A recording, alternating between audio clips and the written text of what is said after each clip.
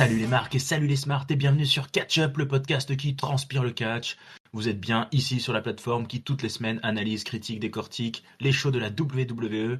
Je suis Raphaël et avec moi vous allez monter à bord du Catch Up Express pour parler du Monday Night Raw du 14 avril 2025. 14 avril, tatin. Et c'était le dernier Monday Night Raw avant WrestleMania. Autant dire qu'il y a de l'intensité ce soir, mais est-ce qu'il y a de l'enjeu? Toutes les grandes décisions ont été prises. Normalement, nous sommes à Sacramento, en Californie.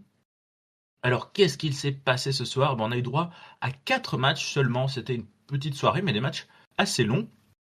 On va commencer par la scène tag team féminine. On sait que Liv Morgan et Raquel Rodriguez vont défendre leur titre contre Bayley et Lyra Valkyria.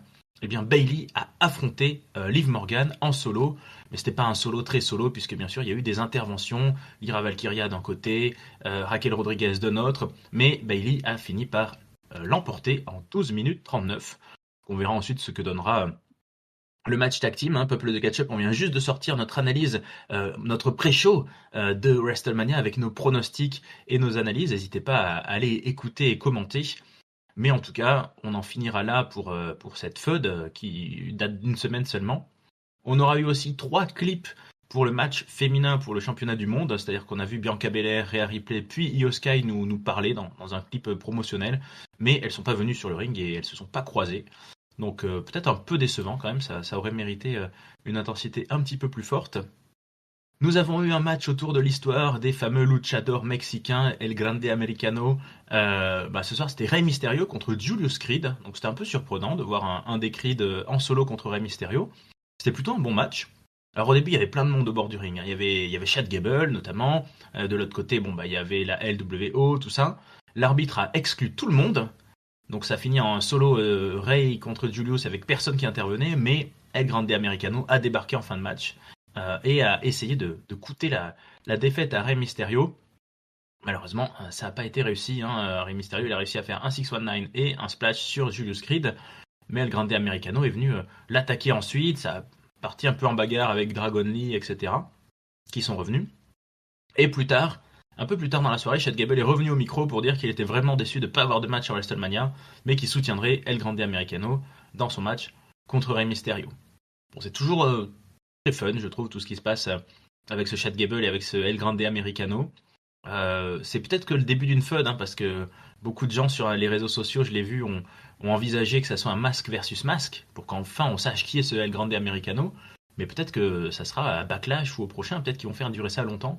En tout cas, c'est vraiment drôle. Là, jouer le coup de l'exclusion pour faire partir le Chad Gable et faire arriver El Grande Americano après, c'était pas mal pensé. J'espère qu'il y aura du monde sur le bord du ring à WrestleMania, qu'il y aura Cruz del Toro, Joaquin Wilde et tout ce bordel. Parce que sinon, juste Rey Mysterio contre El Grande Americano, ça sera peut-être un petit peu décevant. On a eu ensuite un match entre AJ Styles et Karrion Kross. Karrion Kross qui n'est pas catché depuis très très longtemps. Le match a duré 9 minutes 50. Il a été un petit peu laborieux, j'ai trouvé. Karrion Kross, on sait que c'est pas étincelant ce qu'il fait. AJ Styles a fini par gagner sur un phénoménal forearm, tout simplement. Et Logan Paul est apparu ensuite. Il est arrivé, il était sous le Titantron. Il a diffusé même un clip de lui pour faire monter un peu la sauce, pour faire vendre son match. Et puis, profitant de tout ça, Karrion Kross a attaqué par derrière AJ Styles. Karrion Kross et Logan Paul se sont mis un petit peu ensemble pour attaquer AJ Styles, mais ça a porté un petit peu la bagarre. Et c'est finalement Logan qui a réussi à mettre son gros coup de poing là, et même son finisher, alors qu'il s'appelle le Pulverizer, qui est très impressionnant, je trouve, sur AJ Styles. Voilà, une étape de plus, la dernière étape dans une feud qui est loin de m'avoir enthousiasmé, je dois le dire. Et le dernier match de cette soirée, c'était un match entre Finn Balor et Penta. Donc on est dans la division pour le titre intercontinental, comme vous savez. Et puis on a eu un match de quasiment 12 minutes qui a été très bon. Il y a eu vraiment quelques très beaux enchaînements. Malheureusement, il n'est pas allé au bout. Ça a fini par un no contest, une disqualification, puisqu'en fait, Carlito, Bron Breakker, Dominic Mysterio, tout le monde est arrivé. Bron Breakker a fait un gros ménage. Il a fait un spear sur Carlito et Dominic Mysterio à la fois. Mais lui-même s'est fait un peu attaquer par Penta, qui lui-même s'est fait attaquer par Finn Balor. Bref, c'est parti un peu dans tous les sens.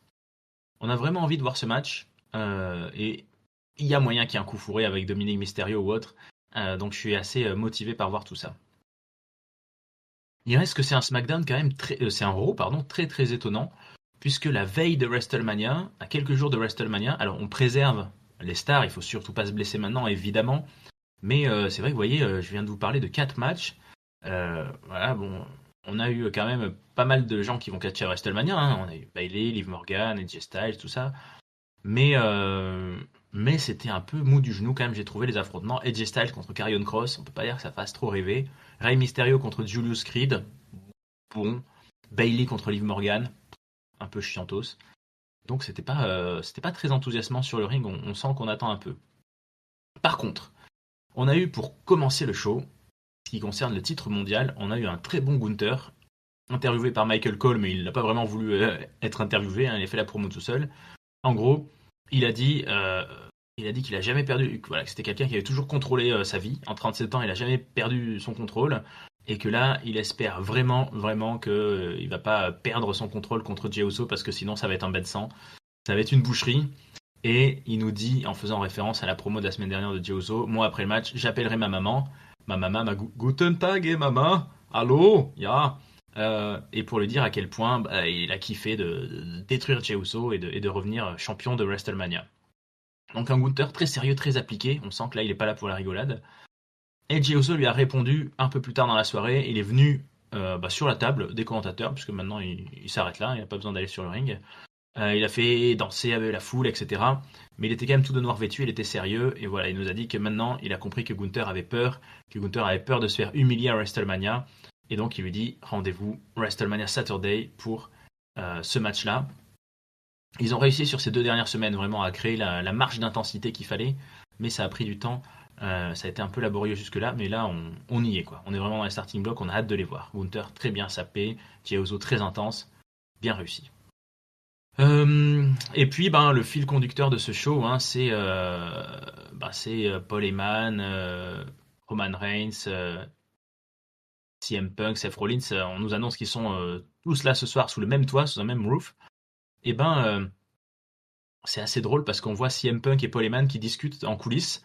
Euh, CM Punk il dit regarde, qu'est-ce que tu vois dans mes yeux, Paul? Paul il dit ah, un culte de la personnalité. Et CM Punk il dit non, je suis là pour toi. Et Roman Reigns arrive là avec sa voiture et il les voit en train de faire leur bromance, donc il est déçu, il s'en va. Paul Heyman lui court derrière. Voilà, c'est une vraie. C'est très torturé pour Paul Heyman. Roman Reigns débarque sur le ring pour notre main event. Euh, il est avec Paul Heyman avec lui, qui lui tend le micro, etc. Voilà, on fait pareil, mais non. Roman Reigns, il dit voilà, je sais que voilà, acknowledge me Sacramento, mais Sacramento, est-ce qu'il n'y en a pas qui risque de me trahir ici? Il est vraiment chafouin, Roman Reigns. Donc Paul Heyman, il dit non, c'est pas une trahison, mais c'est une faveur que je devais rendre. Alors Roman Reigns, il dit ben, je comprends pas. Quand tu auras une faveur, normalement, tu te fais pas prendre au piège. Là, toi, tu t'es fait avoir. Et de toute façon, moi, je demande jamais de faveur. Si j'ai besoin de quelque chose, je prends ce que je veux. Donc il comprend pas, Roman Reigns, ce qui se passe dans cette situation. Seth Rollins débarque. Et Seth Rollins, ce qu'il nous dit, c'est que celui qui gagnera ce match de WrestleMania va définir le futur de l'industrie. Et le futur, ça peut pas être Roman Reigns parce que Roman Reigns il se pointe jamais. Ça peut pas être CM Punk parce que CM Punk il ferait tuer l'entreprise. Et donc le seul qui peut gagner, celui qui est good for business, c'est lui, c'est Seth Rollins. Et il dit une faveur, ça se choisit. Il dit par exemple la semaine dernière, j'ai pas envoyé Paul Heyman à l'hôpital, j'ai évité de lui faire un curb stomp. Maintenant, il me doit une faveur. Mais j'y compte pas trop parce que Paul Heyman, c'est une ordure. En gros, c'est un sale type. Donc voilà. Il dit il a choisi.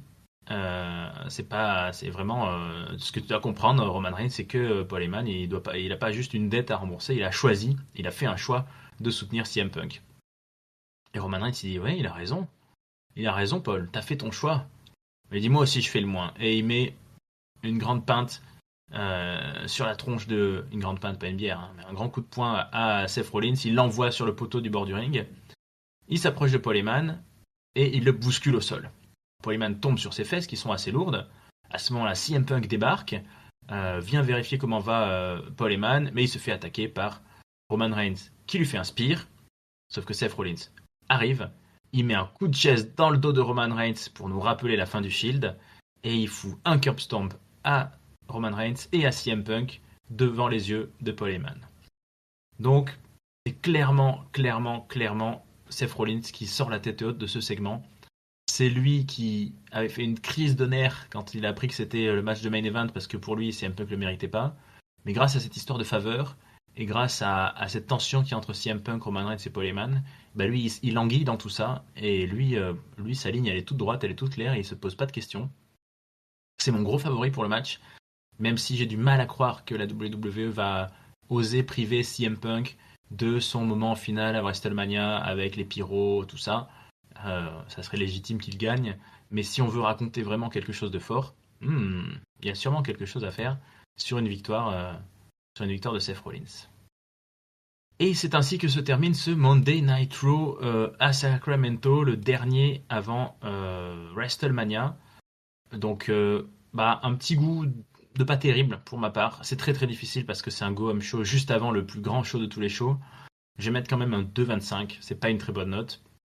Pourquoi ? Parce que sur le ring, j'ai pas été convaincu. Moi, je me demande toujours, est-ce que si j'avais été dans la foule, j'aurais été content ? Bon, là, il y a un vrai bon match pour moi, c'est Finn Balor contre Penta. Rey Mysterio et Julius Creed, c'était fun aussi, mais les deux autres étaient vraiment sans intérêt. Rien n'avance dans les FUD puisque tout est déjà écrit. Le segment final vaut le coup d'œil avec Paul Heyman, mais tout est déjà écrit aussi. Donc cette année WrestleMania arrive très tard. Le 19-20 avril, c'est beaucoup plus tard que d'habitude. Et ben c'est peut-être trop tard. On a peut-être eu une semaine ou deux de trop avant WrestleMania. Et ce soir, c'était un peu en trop. Pour donner un flop, en fait, j'ai un peu envie de le donner aux absents. Flop à l'absence de segments avec la division féminine, avec Bianca Belair. Flop à l'absence. Alors, il y avait le New Day et le War Rider, mais ils n'ont fait que des clips. Enfin voilà, j'aurais aimé voir ces gens-là, moi, au lieu d'AJ Styles contre Karrion Kross. Donc, flop sur la répartition de la carte, juste avant WrestleMania. Ça donne pas envie spécialement de regarder WrestleMania, je trouve, ce show. On serait en milieu d'année, en milieu de carte avant un backlash ou autre, ça serait pas plus surprenant. Et je vais mettre mon top à Seth Rollins, qui est celui qui vole la classe ce soir à la WWE largement. Et j'ai hâte de voir ce match, et j'ai hâte de voir ce qu'ils vont vouloir nous raconter, et ce qu'ils vont oser nous raconter dans ce triangle-là et ce quatuor avec Paul Heyman. Pour le reste, je suis pas très très hypé par le match de Bayley en tag team et Liv Morgan et autres. Je pense qu'on va avoir un match drôle, mais un peu mid-card avec Rey Mysterio et le Grande Americano. AJ Styles, Logan Paul, je suis sûr qu'ils ont bossé 2-3 moves surprenants, mais clairement, qui que soit le gagnant, on s'en fout un peu en fait. Donc je trouve que ce Monday Night Raw a mis en valeur les pas forcément plus attractifs matchs de WrestleMania. Du coup, petite note, je vais bien sûr regarder le show des shows, et je suis motivé, mais c'est pas ce soir-là sur lequel ils m'ont motivé. C'était court, c'était du Catch-Up Express. N'hésitez pas à nous dire votre avis dans les commentaires. Suivez-nous sur YouTube, bien sûr, la plateforme vidéo. Là, on peut laisser des commentaires, des pouces, des likes. On est partout pour le podcast, Google Podcast, Apple Podcast, Deezer, Spotify, et surtout le Discord Catch-Up, où vous pouvez venir réagir avec nous dans les différents salons, et même pronostiquer WrestleMania. Et il y a plein de points à pronostiquer, donc on compte sur vous. Peuple de Catch-Up, merci de votre écoute. C'était Raphaël. J'espère que vous êtes nombreux et nombreux à nous suivre. Bonne semaine pleine de catch. Bon WrestleMania. Ciao à tous.